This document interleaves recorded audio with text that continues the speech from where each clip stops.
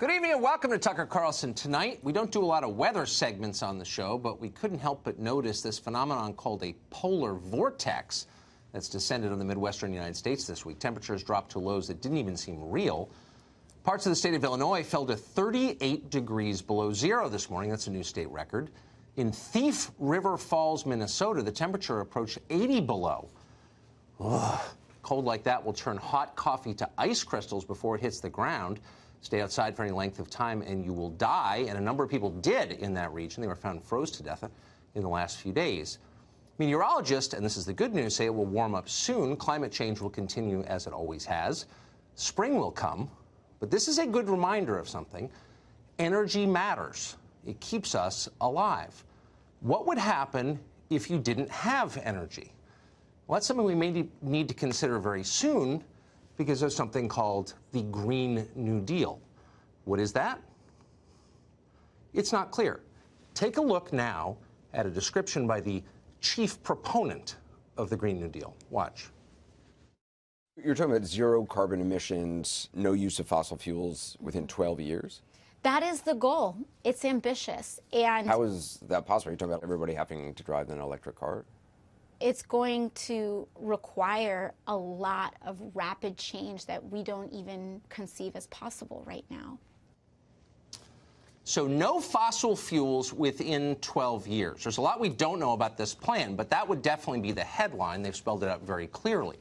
Now, before we can assess whether getting to that point, no fossil fuels in 12 years, is even possible, it is, as the Congresswoman just said, an ambitious goal.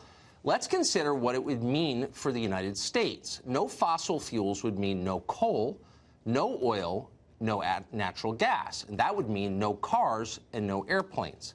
It would mean shutting down the single most vibrant part of the entire U.S. economy, which is the energy sector.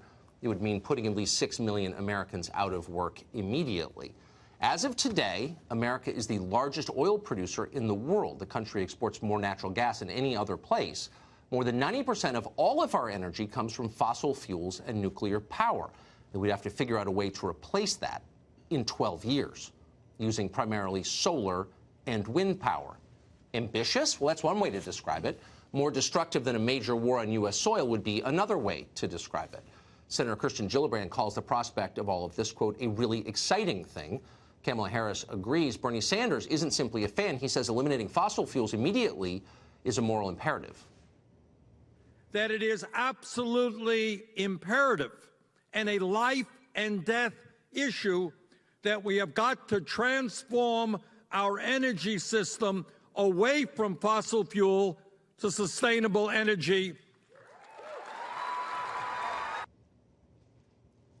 What's so interesting about that is that the Party of Science somehow forgot to consult actual scientists about their plan. Talk to someone who studies energy and see for yourself. We are nowhere near being able to do any of this. Wind power is a scam. It's an elaborate ripoff perpetuated on impoverished rural America by a few heavily subsidized corporations that are getting rich from making the landscape uglier. Solar is a promising technology, actually, but we're still far from being able to efficiently store the energy it produces, and storage is key in a power grid. Solar is not a replacement for fossil fuels now or anytime soon. And anyone who tells you otherwise hasn't bothered to learn anything about it. That would describe most of the people pushing the Green New Deal. How well is wind power going to heat your house when it's 30 below? What is the range exactly on those new solar passenger jets? Well, they don't know and they don't care because none of it applies to them. It never does.